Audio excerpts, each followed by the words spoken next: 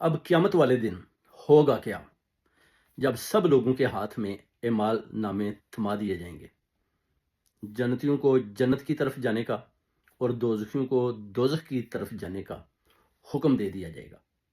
تو ایک آواز آئے گی کہ سب اپنی نظریں جھکا لو کہ حضرت بی بی فاطمہ کی سواری آ رہی ہے، حضرت محمد صلی اللہ علیہ وآلہ وسلم کی بیٹی کی سواری آ رہی ہے، تو سب نظریں جھکا لیں گے، کیونکہ یہ وہ نور ہے جو پہلے آسمان پر بکھیر دیا گیا، یہ وہ نور ہے۔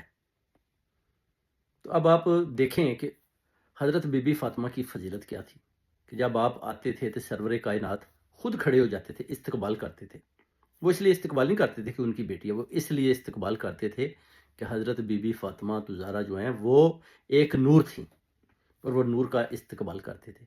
یہ تھی بیسیکلی، اگر بیٹی کا استقبال کرنا ہوتا تو آج بھی آپ دیکھتے کہ ہر باپ اپنی بیٹی کا استقبال کرتا، مگر ایسا نہیں تھا۔ بیسیکلی نور تھا، جس نور میں اللہ کی تجلی بھی شامل ہے۔ اور یہ بات سمجھنے والی ہے کہ جو نور کا استقبال ہے وہ سرور کائنات سرور معاب نے بھی کیا۔ انہوں نے بتایا کہ میں بی بی فاطمہ ایک نور ہیں اور میں بھی ان کا استقبال کرتا ہوں۔ سورۃ القدر میں کیا ہے؟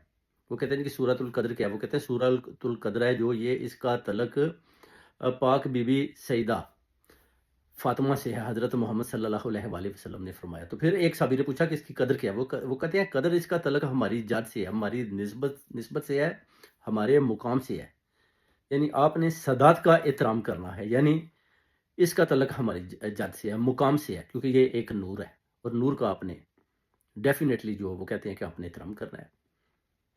یہ تھی حقیقت جو حضرت بی بی فاطمہ کی کہ سورۃ القدر کو بھی ان کے ساتھ ہی منسوب کیا گیا ہے، اور یہ ہے سورۃ القدر کی حقیقت۔ حجاب اللہ کیا ہے؟ حجاب اللہ بھی تو وہی ہے نا حضرت بی بی فاطمہ۔ حجاب اللہ یعنی جو نور ہے اللہ کا، اس کے اندر اللہ کی تجلی، نور کے اندر اللہ کی تجلی، یہ ہے حجاب اللہ، اور اس کا تعلق بھی حضرت بی بی فاطمہ سے ہے۔